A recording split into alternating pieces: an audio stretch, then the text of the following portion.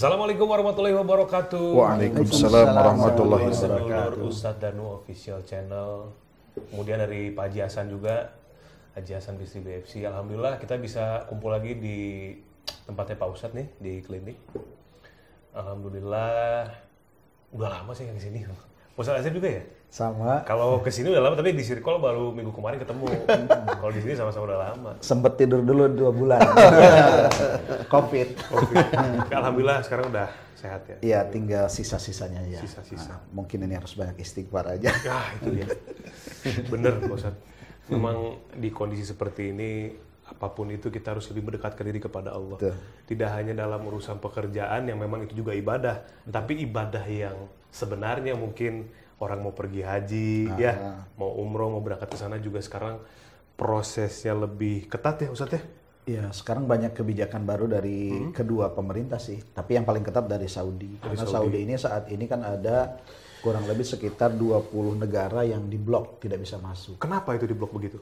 Ya mungkin penanganan COVID-nya yang longgar. Tapi Indonesia aman ya? Salah satunya Indonesia. Diblok? Diblok. Ya Allah. Ya, sampai hari ini kita belum dapat informasi kapan umroh itu dibuka lagi. Yang kedua, apakah Indonesia bisa masuk atau enggak. Sempat sih beberapa minggu yang lalu kita masih buka. Artinya bisa umroh dalam kondisi saat ini, tapi banyak sekali hal yang harus disiapkan. Yang pertama batasan umur, itu 18 sampai 60 saja dibatasi. Karena kan di atas 60 mungkin rentan kan. Iya. Kemudian sebelum berangkat itu kita di Indonesia 3 hari di karantina dulu dan harus PCR. Kemudian berangkat sampai di Saudi di PCR lagi. Kalau positif ya udah di karantina 10 hari. Nggak bisa ngapa-ngapain di hotel. Gitu. Padahal 10 hari itu insya Allah udah selesai. Udah selesai. Harusnya udah selesai. Harusnya udah selesai. Iya. Nah, kemudian kalau memang ternyata negatif, kita bisa melaksanakan ibadah, umroh, nanti pulang di PCR lagi. Kalau misalnya sekarang nih, saya mau pulang, kan gitu. Terus di PCR, ternyata positif. Nah, maka dia saya tinggal 10 hari lagi ke depan. Rombongan pulang? Rombongan pulang. Nah Allah. Biaya ditanggung siapa? Nah, saat ini biaya sih di ininya sama pemerintah Saudi. Cuma kan kalau yang biasa jalan ke luar negeri mungkin aman. Yang belum pernah. Nah, yang dari kampung-kampung gitu kan, atau yang kota pun jarang bepergian ke luar negeri lah, itu kan bingung. Makanya resikonya sangat tinggi. Kalau saya sih berharap bahwa pertama mungkin COVID ini cepat selesai lah. Amin. Ya, yang kedua, untuk saat ini sepertinya memang perlu berpikir 2 kali kalau mau berangkat umroh itu, karena risikonya tinggi, risikonya sangat tinggi gitu untuk keselamatan kita sih, gitu. Tapi mudah-mudahan sih ya di kemudian hari atau sebulan 2 bulan kemudian atau Ramadan inilah ya. Selesai sehingga bulan Syawal saya sama Pak Ustadz bisa berangkat. Amin. Amin. Insya Allah. Insya Allah lah. Sama guru kita kan. Kalau ini Pak Ustadz tadi bilang Indonesia di blok tuh saya bahasa ya, kenapa ya maksudnya? Harapan atau keinginan berangkat terlalu kuat gitu ya. Iya, maksudnya waktu itu dulu waktu lagi lenggang ya Pak Ustadz gitu. Saya tuh Allah apa belum ada panggilan atau bagaimana, saya juga nggak tahu apa yang terjadi sama diri saya gitu ya. Iya. Tapi nanti deh kan gitu ya. Sebetulnya gini, maaf Mas Bobi saya potong. Orang bisa haji bisa umroh itu ada karena nisob. Nisob itu artinya dia punya biayanya dan bisa berangkat ke sana nisob. Ada karena nasib. Dia nggak punya uang, diberangkatin. Contoh saya dulu ketika saya jadi marbot, itu kan nggak punya uang. Tapi ada yang ngeberangkatin, berarti saya nasib. Ada nisob, ada nasib. Nah, nisob punya uang, nasibnya bisa berangkat. Ada yang nisob tapi nggak nasib. Uangnya udah ada, tapi sampai meninggal, nggak berangkat-berangkat, berarti itu nisob tapi nggak nasib. Nah, kira-kira Mas Bobi pilih yang mana? Ada satu lagi. Yang mana? Nasab. Nasab. Karena orang tua kita kaya raya dan sebagainya, kita dibiayai orang tua. Nah, itu dari nasabnya kita dibiayai. Mungkin bisa. Dari nasib yang berangkat tapi dari nasab. Benar gitu. Pak Haji Hasan ini. Bisa. Nah, kalau kita ngelihat kondisi sekarang nih Pak Ustadz, mau umroh susah ya. Adapun negara yang bisa berangkat tapi protokolnya seperti tadi itu luar biasa berisiko sebetulnya. Nah ini pesannya atau apa yang bisa kita pelajari Pak Ustadz? Apa ini kan kalau misalkan orang beribadah ke tanah suci itu kan ada bahasa lebih dekat dengan Allah gitu ya, lebih dekat kita ke Baitullah gitu. Nah sebetulnya gimana nih Pak Ustadz dengan kondisi seperti ini tuh sebetulnya ada pesan apa sih sebetulnya? Pesannya itu cuma ngeri-ngeri sedap gitu ya. Ngeri-ngeri sedap. Sebenarnya kalau kita sendiri sebagai seorang pendakwah itu harusnya tahu lah. Nanti suatu ketika kalau udah mendekati akhir zaman itu, Baitullah itu sepi. Ya, sekarang ini sepi. Apapun alasannya, yang penting sepinya itu Bu. Enggak, semuanya itu beralasan menurut saya. Jadi bagian dari skenario ini bisa jadi bagian betul dari Pak skenario Haji, ya. betul Pak Haji Hasan. Jadi ini tetap bagian skenario Allah. Jadi sepinya ini jangan nyalahkan COVID. Ini skenario Allah. Skenario Allah. Dengan protokol seketat tadi orang kan jadi berpikir ulang. Semuanya orang akan berdampak berpikir seperti itu. Walaupun itu orang Arab sendiri ya memang akan berpikir seperti itu. Dan orang Arab sendiri juga yang memproses kedatangan umroh atau haji atau ibadah yang lain itu kan dia tetap menjaga jangan sampai nanti dia di sini menularkan COVID di negaranya. Itu normal aja, normal. Cuma ya inilah tanda dari Allah Ta'ala memang. Itulah sepi. Ini warning bro. Tanda. Bukan warning, karena warning nakutin ya. Kalau saya sempat mikir gini dulu, ketika Baitullah itu sepi, saya mikir gini, emang orang-orang udah sibuk dengan duniawi jadi nggak mau ke sana. Tapi ngelihat orang sebanyak itu, kayaknya nggak mungkin ya nggak ada orang. Apapun tujuannya ya, mau sekedar nginep atau belanja kan banyak yang begitu tuh. Tapi bener, alasannya sungguh rasional karena COVID. Iya. Jadi kosong. Iya, semua. Karena kalau misalkan nggak ada alasan itu, nggak mungkin sepi. Pasti orang, apapun alasannya tadi. Apapun alasannya, itu memang sudah skenario Allah Ta'ala. Satu sisi, COVID itu dimunculkan di muka bumi ini memang Allah itu masih, menurut saya Allah masih sayang kepada umat manusia semua, yang muslim maupun yang belum muslim ya. Itu sayang agar kembali ke jalan Allah, karena yang bisa menjawab itu memang Islam. Jadi kalau keilmuan memang nggak ada, keilmuan itu hanya meredakan aja. Kenyataannya banyak di antara kita yang deket-deket dengan orang yang dia deket, hari ini deket, kemana-mana deket, yang satu di swab positif, yang deket ini di swab negatif. Gimana coba? Dari itu aja orang harus berpikir bahwa memang yang menjalankan virus corona atau COVID-19 ini memang Allah, bukan Allah mutlak. Bukan virus itu jalan-jalan kayak mau dugem aja kan gitu, nggak bisa seperti itu gitu loh. Jadi betul-betul Allah ya, atas izin Allah. Makanya di sini kita harus memahami inilah, kalau kita itu melihat ini petunjuk, ini memang petunjuk yang harus kita persiapkan semuanya. Ya contohnya kayak Ustaz Asep ini kan wirawiri umroh, haji dan sebagainya. Itu kan pasti sudah sangat mendengar bahwa di Arab sudah mulai hijau. Nah, di Arab sudah mulai hijau itu kan, kalau orang itu kan hanya Masya Allah, Tabarakallah. Boleh, nggak apa-apa. Tapi pesan Allah itu apa? Itu pesannya ini loh yang harus kita itu fahami. Gini pesannya Allah. Kalau menurut saya pesannya Allah itu satu. Teman-teman yang di Arab sana, yang di daerahnya sudah mulai dihijaukan, itu menurut saya disuruh oleh Allah Ta'ala itu bercocok tanam. Kenapa? Oleh teman-teman Arab sana itu makanan itu kan dari luar sebenarnya. Import semua. Nah Allah itu masih sayang sama teman-teman Arab sana itu. Dihijaukan oleh Allah Ta'ala.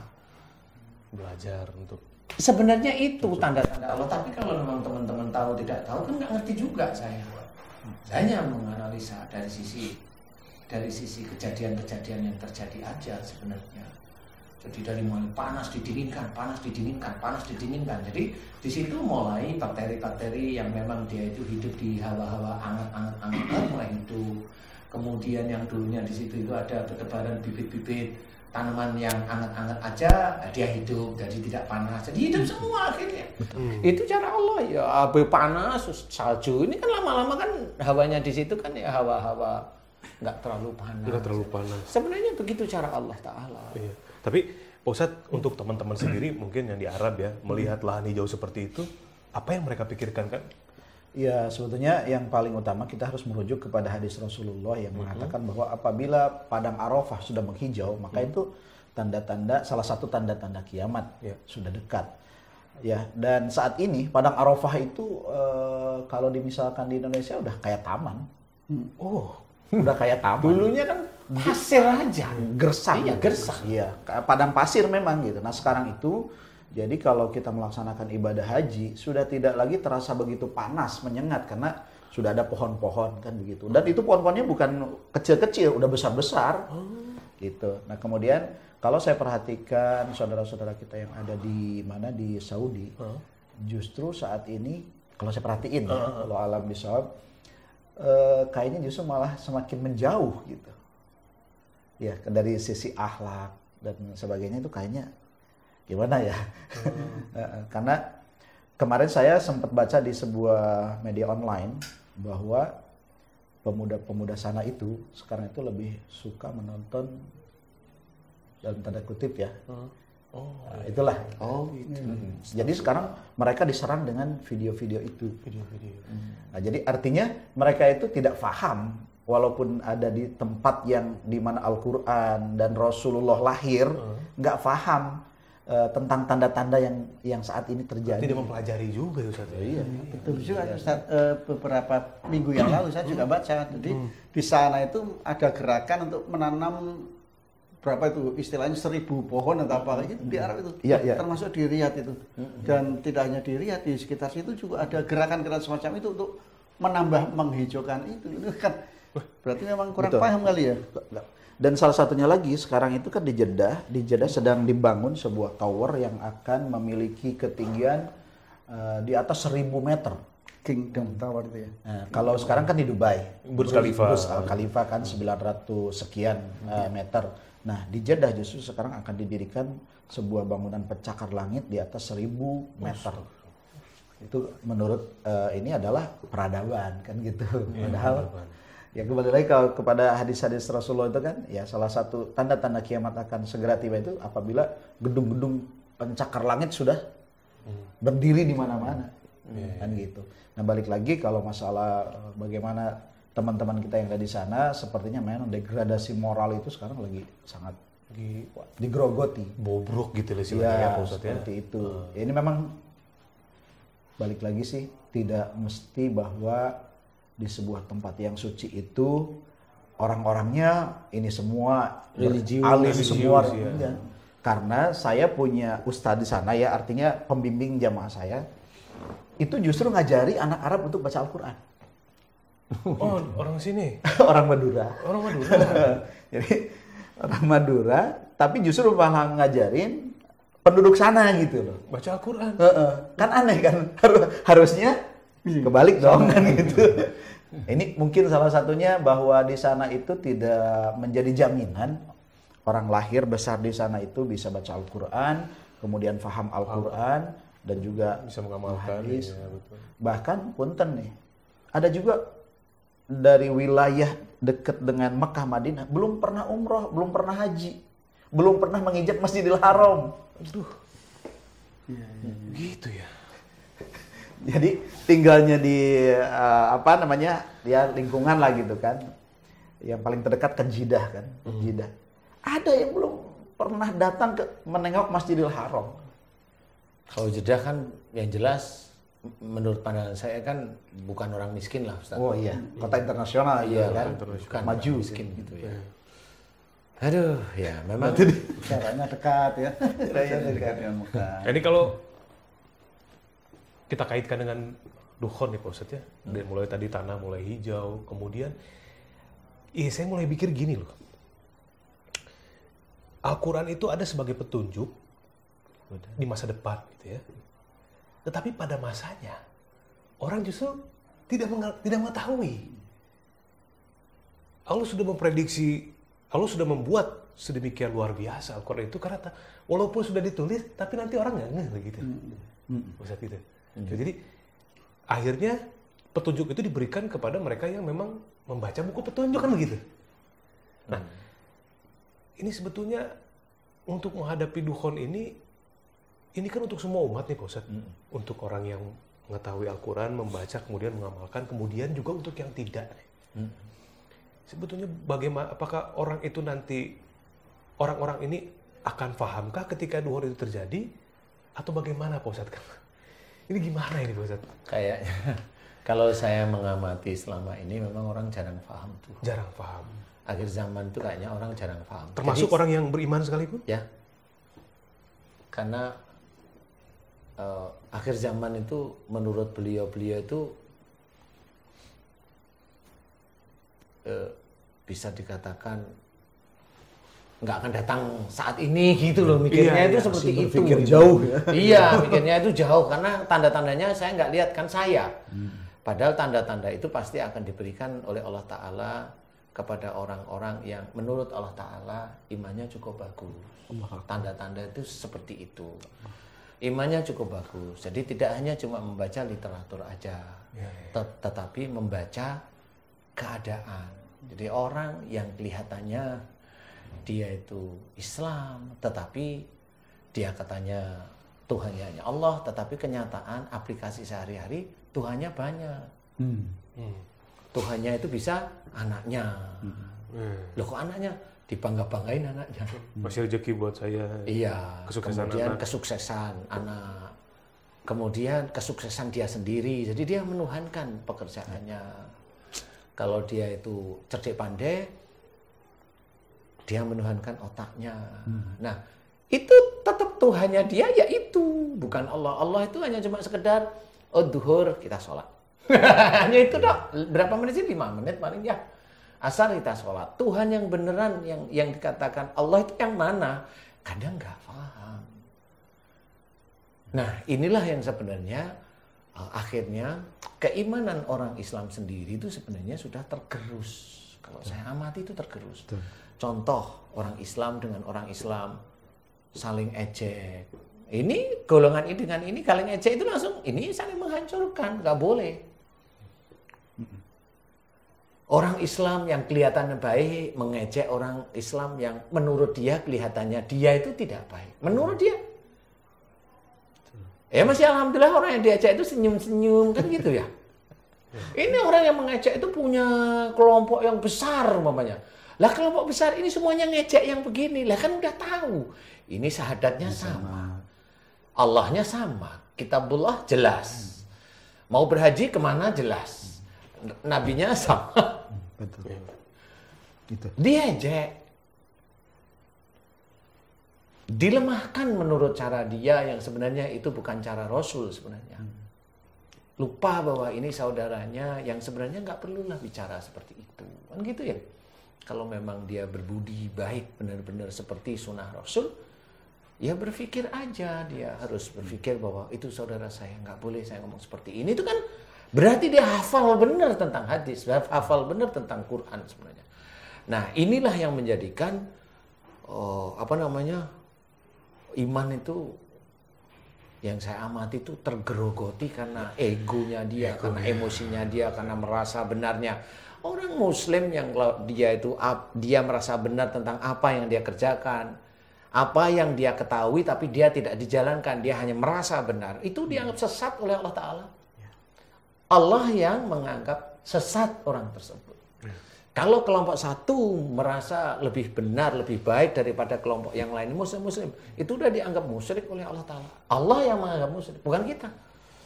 Itu sebenarnya kehancuran bagi iman kita kalau kita itu tidak paham. Dan itu sudah dijelaskan di dalam Al-Quran. Masih ada kita begitu. Nah yang menyuruh orang lain itu ngobok-ngobok saudaranya sendiri siapa? Emang dari makmumnya? Ustaz, bener gak? Emang dari makmumnya Ustaz kira-kira? Nggak ada sih. Biasanya dari imamnya ya. Tapi terkadang ada juga memang Ustaz, ada sentilan-sentilan gitu kan. Biasanya jamaah itu memperbandingkan dulu tuh. Nah kalau misalnya si penceramahnya ini apa namanya tergoda. Nah, keluarlah akhirnya, jadilah gibah kan gitu. Iya. Nah itu yang bahaya memang. Betul. Ketika seorang penceramah itu nggak mampu menjaga emosi, ketika diperbandingkan dengan ini langsung keluar, wah gitu kan. Karena irinya, dia walaupun seseorang itu walaupun penceramah dia masih punya iri kok. Betul. Dia masih pingin dihormati, paling tidak di lingkungan jamaahnya. Betul. Dia pingin dilihat seperti ini. Nah, kalau dia pingin dilihat ya dia pasti rusak terus, dia nggak akan mendapatkan hidayah sebenarnya. Hidayah itu tidak melalui seperti itu. Pandainya dia itu mensitir ilmu, enggak. Akhirnya dia hanya hafal ilmunya, tapi aplikasinya dia nggak ngerti. Sehingga semuanya dilabrak aja lah, bubar semuanya. Nah, inilah pengkeroposan iman. Dan itulah tanda bahwa ini akhir zaman sudah sangat dekat. Pengkeroposan. Istilahnya kalau di dalam hadis riwayat Bukhari Muslim itu diceritakan bahwa fitnah itu sudah ada di halaman rumah kita. Oh iya, betul. Halaman rumah itu maksudnya ya seiman itu sudah saling fitnah. Benar Pak Ustadz. Nah disinilah kita harus paham, lebih berpikir lebih tinggi lagi. Nah kan udah mulai, yuk kita persiapkan semuanya. Bagaimana kita itu mempersiapkan nanti di akhir zaman. Ini sudah mulai jelas kok. Malah kalau momennya ini cerita bener tapi bukan dari saya. Ini cerita dari teman saya Ustadz. Ini temen nih. Nama teman saya insya Allah ya, namanya si Surya. Tanya sama saya, Ustadz, ya, kok saya dengar. Nah ini teman saya itu teman Muslim, tetapi saya nggak tahu persis dia punya ilmu. Saya tahu dia punya ilmu, tapi memang saya kan nggak pernah utak-atik ilmunya dia. Udahlah biarin. Tapi dia bilang, Ustadz, kok saya dengar raja-raja yang muksa di Nusantara ini kok menurut para raja-raja yang muksa itu, orang itulah yang nanti akan menjadi unggulan di akhir zaman. Sesuatu yang mengerikan. Bukan sesuatu yang pasti akan terjadi. Iya. Dan di situ insya Allah kayaknya orang itu tidak akan paham bahwa itu akhir zaman.